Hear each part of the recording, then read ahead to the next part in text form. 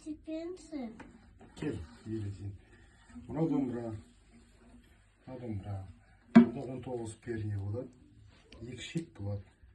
Мынау тиек. Домбыраның мына үңгірінен дыбыс шығады. Ағашты домбыра екі түрлі, неше түрлі не жасалып, бірақ бұны бізде құралма домбыра. Құралып жасалған. Бұдан кейін шаппа домбыра болады. Арқа домбыра деген қалақ домбырасы болады. Мұны төкпе домбыра. Біздің ұстап отырғанымыз. Енді қара, домбыраның ойнар алдында мына аяқпен мына қол бір-біріне қысып отырады. Мына екеуі. Сонда қол жеткілікті болу керек мойынға. Мына домбыраның мойыны, мына құлағы. Мен саған тәттімдеттен кейін саржайлауды ойнап көрсетемін.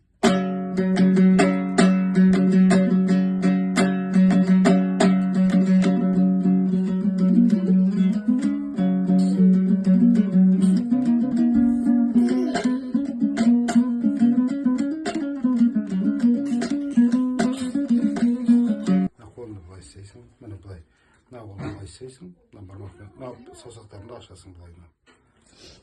Былай. Екі қолды, мына 3 саусақты былай жейсің. Былай жейсің.